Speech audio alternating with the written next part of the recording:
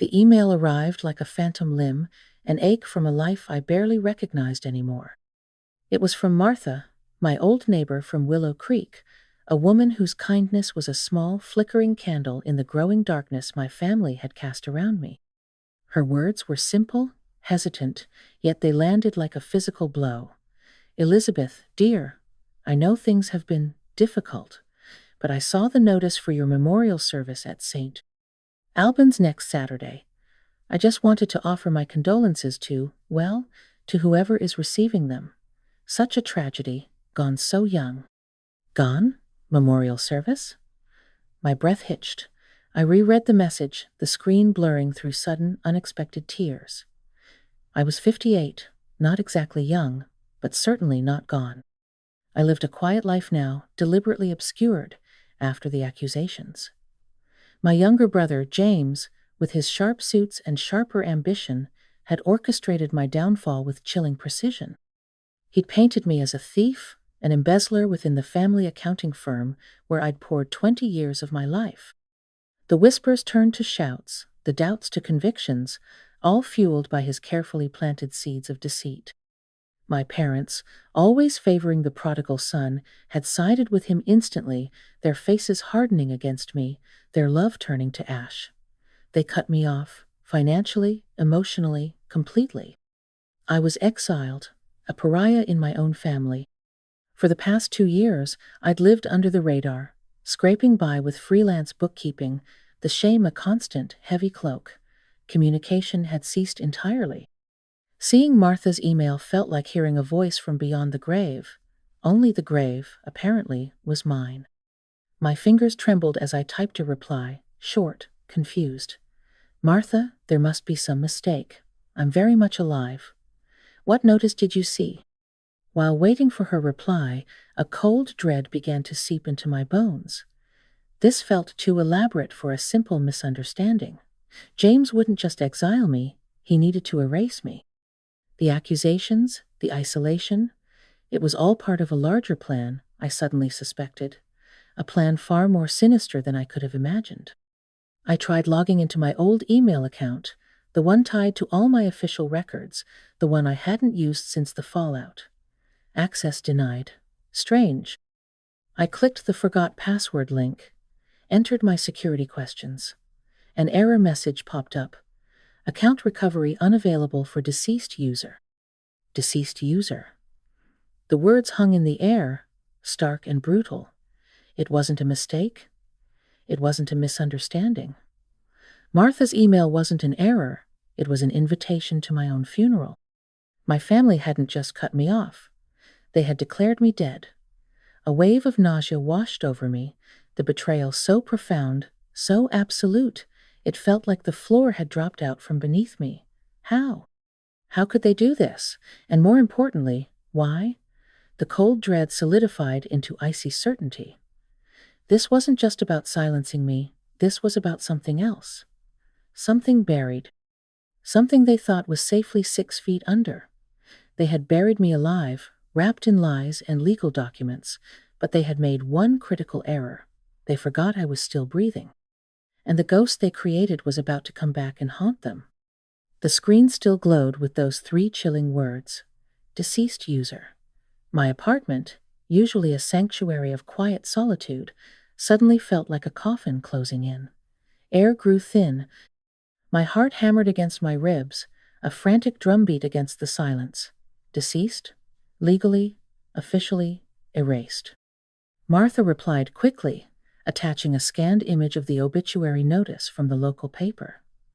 Elizabeth Bennett, 58, tragically passed away following a car accident while traveling abroad.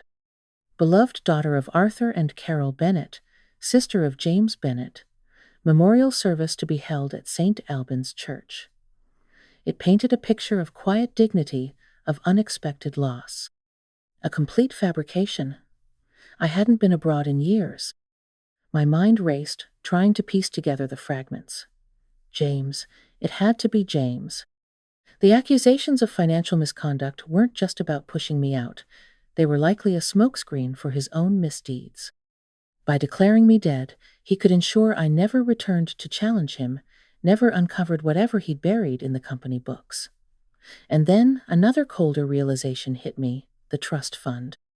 Our grandparents had left a substantial trust fund, accessible only upon their grandchildren reaching 60 or upon their death. I was 2 years away from 60. James, ever impatient, wouldn't wait. My death would grant him, as the sole remaining heir apparent in their narrative, access to my share. It was audacious, monstrously so. My parents, how could they be complicit? The thought sent a fresh wave of pain through me. Had James manipulated them so completely? Or were they willing participants in burying their own daughter for financial gain and to protect their precious son? The betrayal cut deeper than any knife. I needed proof. Not just the obituary, but official documentation. How far had they gone? A fake death certificate? That seemed impossible, illegal on a scale that defied belief. Yet, the deceased user status on my email account suggested exactly that. I spent hours online, navigating bureaucratic websites, my old accounting skills kicking in. Government databases, vital records portals, it was a maze. Then I found it. A searchable index for state death records.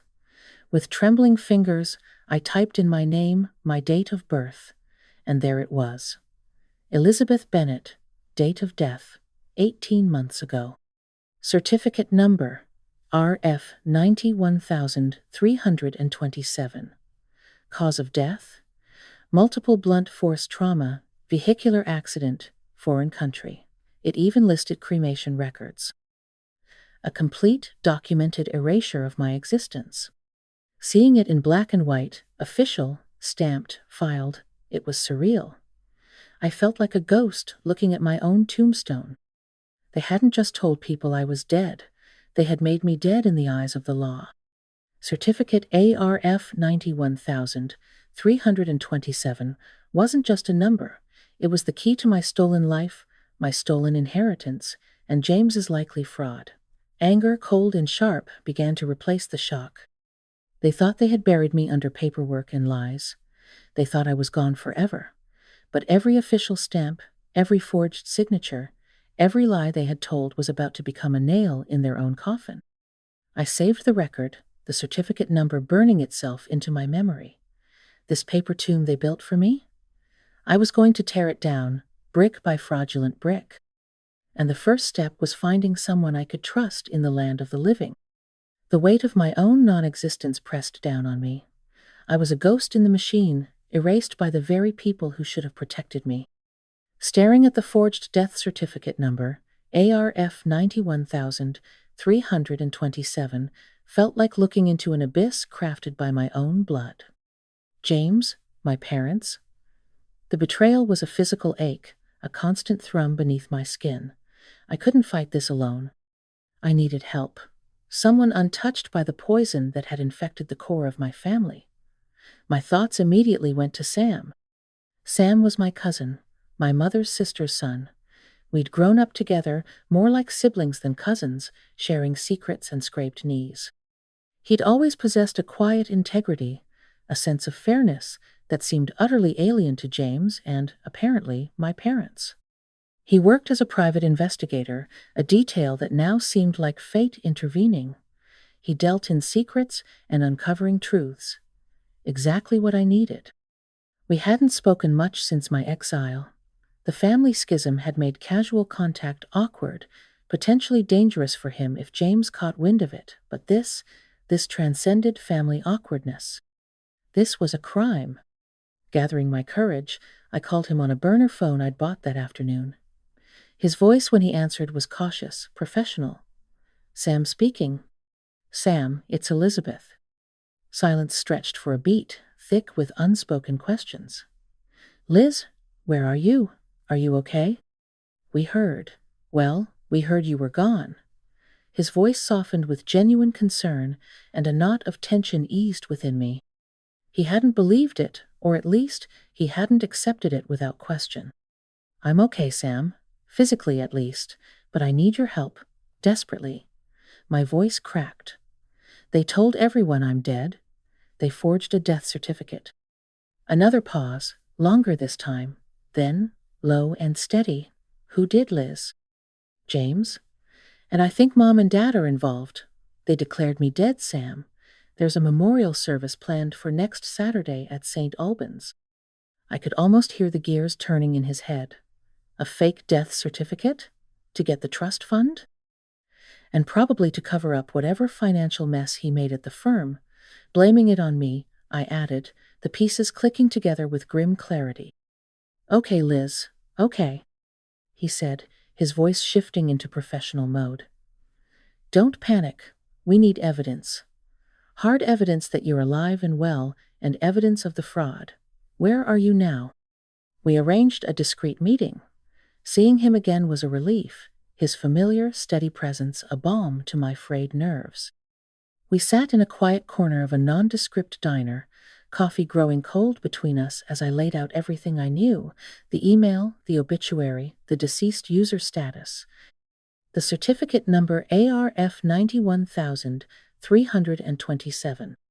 We need to document your existence meticulously, Sam said, pulling out a notepad. Passport stamps, recent employment records, tax filings, bank statements showing activity after your supposed death date. Anything official that proves you've been here, living, breathing, working. The task felt daunting. My life had been deliberately low-key, but I had records. Tax returns filed electronically, freelance contracts, bank transactions, even recent utility bills in my name. I have them. I nodded, feeling a flicker of hope. Scattered, but I have them. Good, Sam said, his eyes sharp. We gather everything, every piece of paper that proves Elizabeth Bennett is not residing 6 feet under. They built a paper tomb, Liz. We're going to build a paper resurrection. As we strategized, a chilling thought occurred to me. Sam, what if they try something else? If they find out I know? His expression hardened. They won't. We stay off their radar. But you need to be careful, Liz, very careful. These people aren't just greedy, they're desperate. The warning hung in the air. Gathering proof was one thing. Facing them, exposing them, that was another battle entirely. And it was a battle that was rapidly approaching, culminating at the doors of St. Albans Church. The days leading up to the memorial service blurred into a frantic scavenger hunt for my own life. Sam was methodical, relentless. We met in borrowed office spaces, libraries, anywhere anonymous. Piece by piece, we assembled the mosaic of my continued existence. The passport, thankfully renewed just before my exile, bore stamps from a short trip to Canada 6 months after my supposed demise in a foreign land. Tax filings, submitted electronically, confirmed my income and residency for the past 2 years. Bank statements showed debit card transactions, ATM withdrawals, direct deposits from freelance clients, a steady rhythm of life utterly contradicting the silence of the grave. Sam handled the deeper dive into the official records. He confirmed the death certificate, ARF 91327, was indeed filed, seemingly legitimate on the surface. It's slick work, he admitted grimly, showing me copies he'd obtained through official channels. The originating report claims it came from a small clinic overseas, authenticated through consular channels. It would take serious connections or a hefty bribe to pull this off. James, with his ambition and slippery morals, likely had both. We found the timing was, as I suspected, impeccable.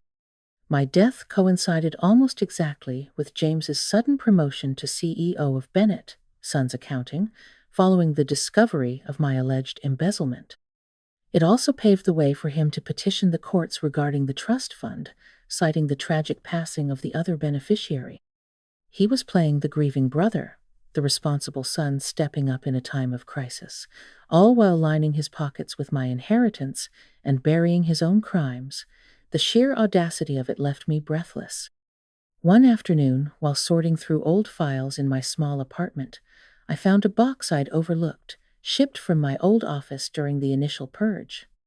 Inside, amongst mundane paperwork, was a thin folder labeled JB Private. My heart hammered. James must have forgotten it in his haste to frame me. Inside were printouts of offshore account transfers, cryptic notes about mitigating exposure, and emails discussing unforeseen liquidity issues dated just before the accusations against me began. It wasn't definitive proof of his embezzlement, but it was a powerful thread hinting at the very financial misconduct he'd pinned on me. Sam, I breathed into the burner phone later. I think I found something James left behind. The discovery felt like a small victory, but it also heightened the sense of danger. We were pulling at threads that could unravel everything for James. What would he do if he suspected?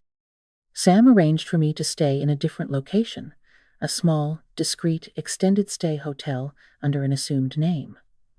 The isolation was gnawing, but necessary. Then Sam confirmed the final details for the memorial. Saturday, 11 a.m., St. Albin's Church, he said, his voice tight.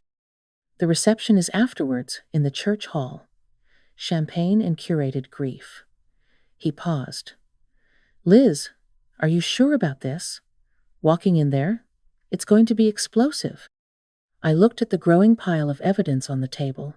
My passport, my tax returns, James's incriminating folder, the copy of the fraudulent death certificate.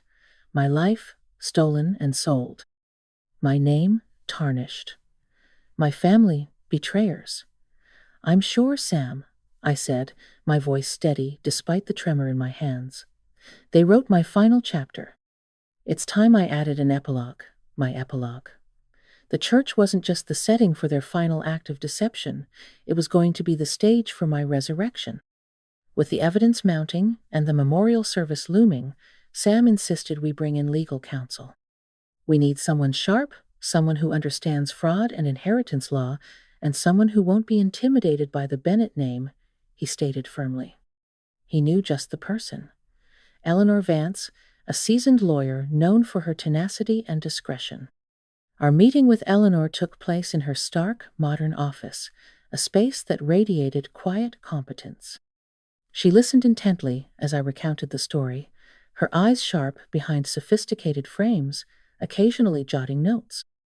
Sam laid out the evidence folder by folder, the death certificate ARF 90, 1327, my proof of life documents, the suspicious files from James's private folder.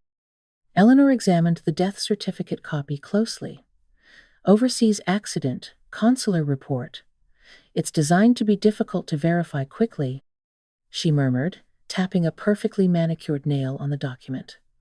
Bold, and incredibly foolish if the deceased is, in fact, sitting in my office.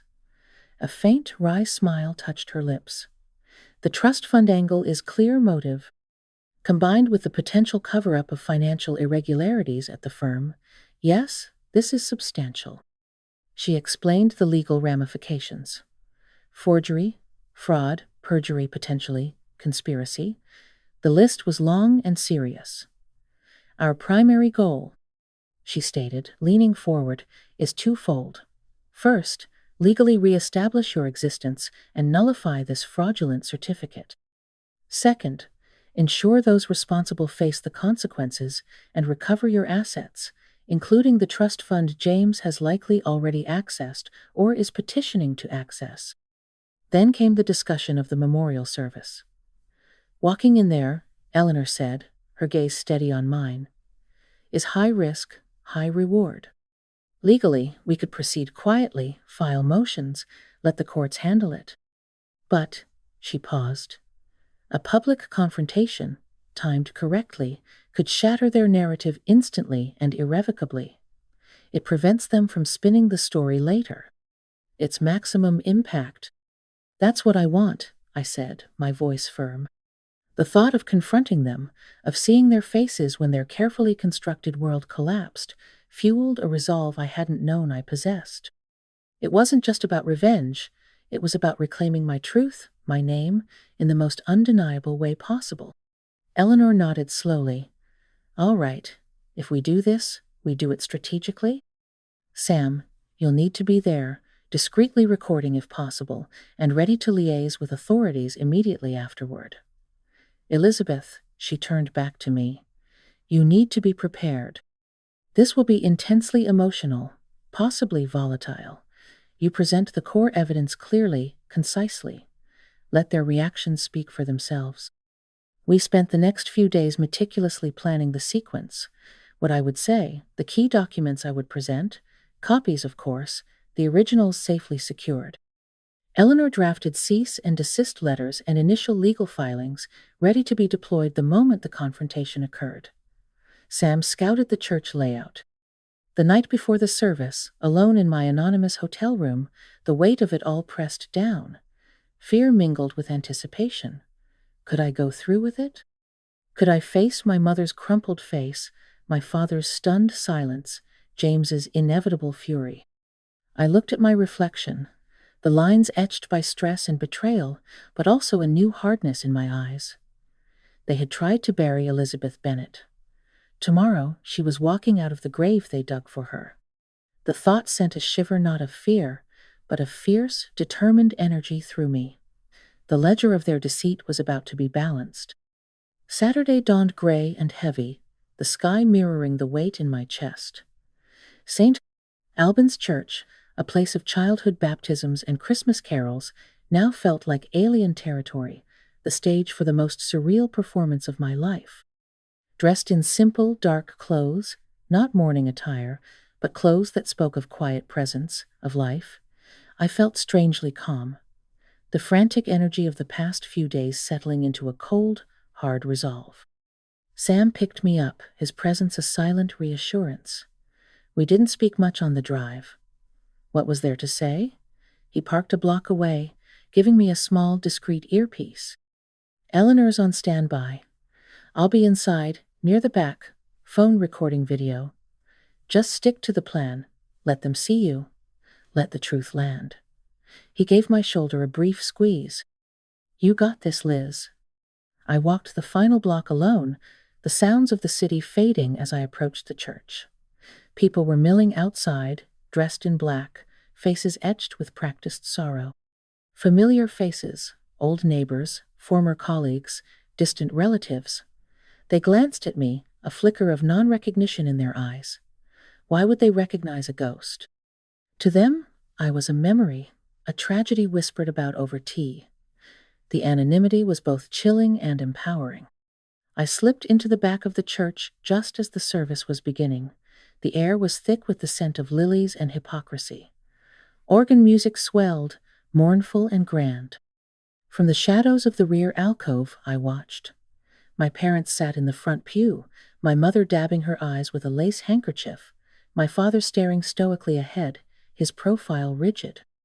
And there was James, center stage near the pulpit, looking every bit the grieving brother, the responsible heir. He was preparing to give the eulogy. My eulogy. He stepped up to the lectern, clearing his throat, adjusting his perfectly knotted tie. His voice, when he began to speak, was smooth, tinged with just the right amount of sadness. We gather today with heavy hearts to remember my dear sister, Elizabeth. He spoke of my supposed quiet nature, my dedication, twisting my years of service into a prelude for his fabricated narrative of my downfall and tragic end. Each word was a lie, a carefully crafted stone laid upon the monument of their deceit. Listening to him eulogize me, painting a picture so divorced from reality, fueled the fire in my veins. The grief in the room felt hollow, orchestrated. The real tragedy wasn't the death they were mourning, it was the life they had tried to steal, the betrayal they were celebrating. I saw Martha, my old neighbor, sitting a few rows back, her expression genuinely sad. A pang of guilt hit me. She, and others like her, were innocent pawns in my family's cruel game. James continued, his voice resonating through the hushed church, speaking of loss, of memory, of moving forward. He gestured towards a large, framed portrait placed near the front, a photo of me from years ago, smiling, oblivious. My own face looked back at me from the edge of the grave they had dug. My cue was approaching. He was winding down, preparing for the final, poignant farewell. My heart hammered against my ribs, loud in the sudden silence between his sentences. My hands clenched. This was it. Time to step out of the shadows. Time for the ghost to walk. I took a deep breath, the scent of lilies suddenly cloying unbearable. And then, as James paused for effect, ready to deliver his closing remarks, I began to walk slowly, deliberately, down the center aisle. The click of my sensible heels on the stone floor was unnaturally loud in the expectant hush of St. Albin's. Heads began to turn, slowly at first, then with increasing speed. Murmurs rippled through the pews like a spreading stain. Confusion, disbelief, then dawning, horrified recognition. People froze, mouths agape, eyes wide. I kept my gaze fixed forward, directly at the front pew, directly at my family. My mother looked up, her tear-dampened face crumpling not in grief, but in sheer, unadulterated shock. Her hand flew to her chest, her breath catching in a strangled gasp.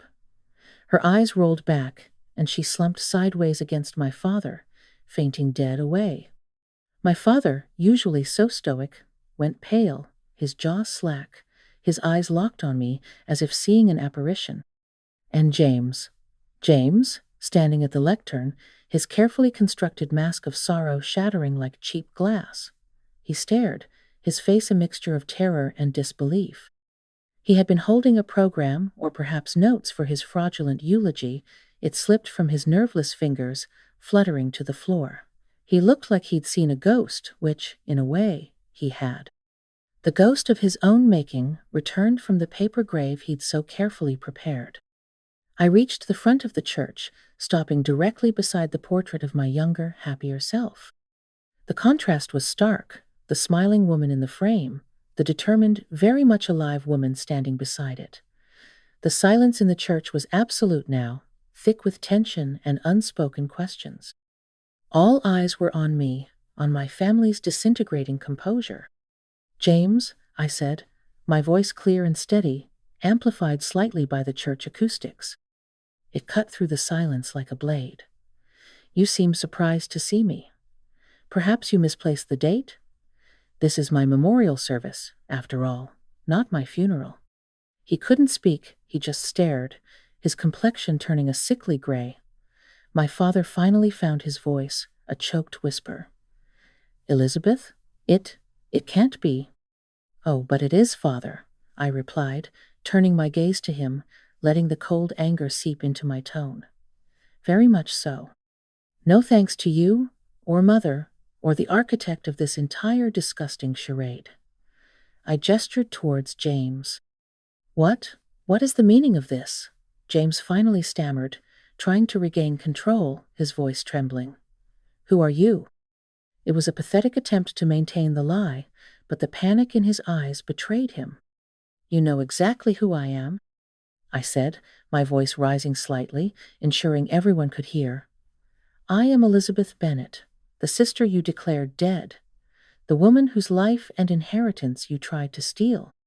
Gasps echoed through the pews. People were leaning forward, whispering frantically. The curated grief had evaporated, replaced by raw, shocked curiosity. "This is absurd," James blustered, finding a sliver of his usual arrogance. "She's clearly an imposter. Someone seeking to disrupt our mourning." "An imposter?" I laughed, a short, sharp sound devoid of humor. "Really, James? Is that the best you can do?" I reached into the simple leather portfolio I carried. "Then perhaps you can explain this?" I held up a clear, enlarged copy of the document that had become my obsession. "This is my death certificate. Number ARF 91327. Filed 18 months ago. Cause of death, vehicular accident overseas."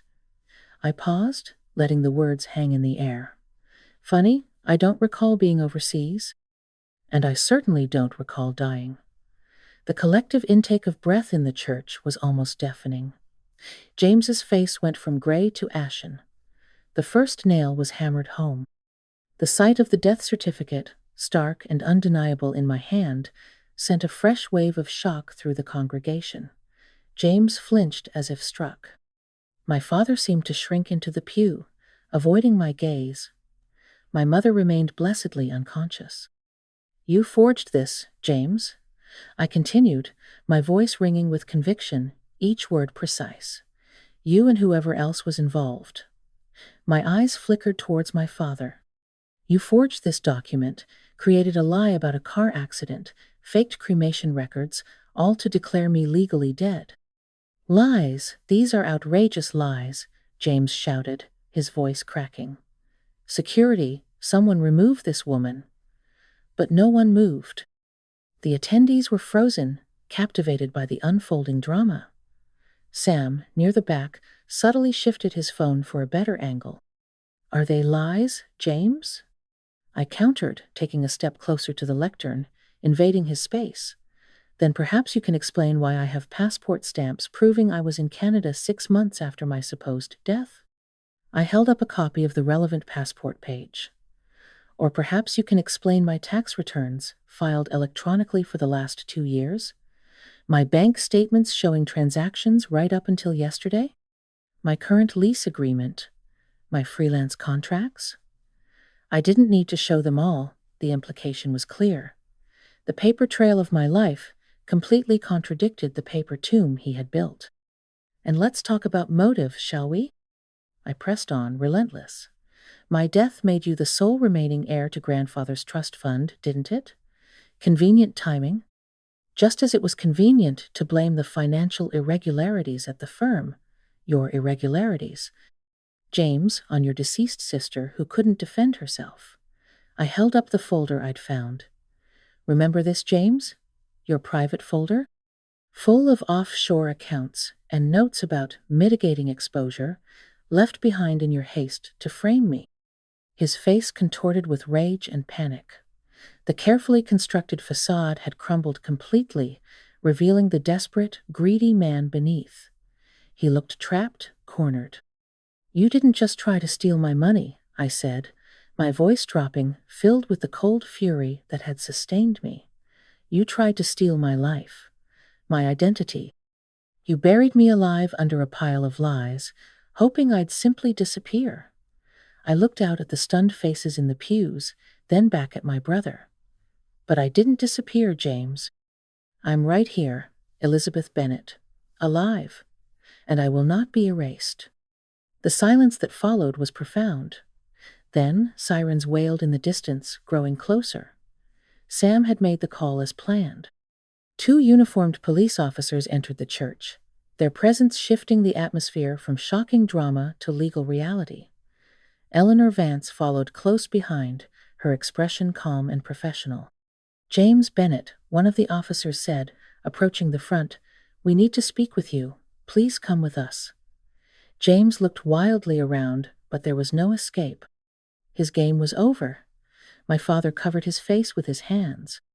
As they escorted a stunned, sputtering James out of the church, Eleanor stepped forward. "Miss Bennett," she said formally for the benefit of the onlookers, "we will ensure this fraudulent death certificate is expunged and your legal status fully restored immediately. All associated fraudulent claims against the estate and trust will be reversed." I stood there, beneath the portrait of my former self, the portfolio of my reclaimed life in my hand. The whispers started again, but this time they were different, not of pity for a tragic death, but of awe and speculation about an impossible return, a stunning betrayal, and imminent justice. I met Martha's gaze across the pews. Her expression was one of profound shock, but also, I thought, a glimmer of understanding, perhaps even admiration. Walking out of St. Albin's, leaving the wreckage of my family's lies behind me, felt like stepping into the sunlight after years in darkness.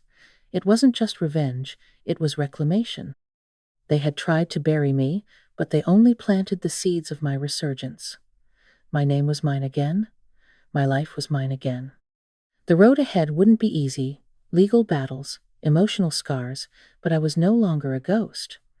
I was alive, and for the first time in a long time, I felt truly free. The Bennett legacy would no longer be defined by their deceit, but by my survival.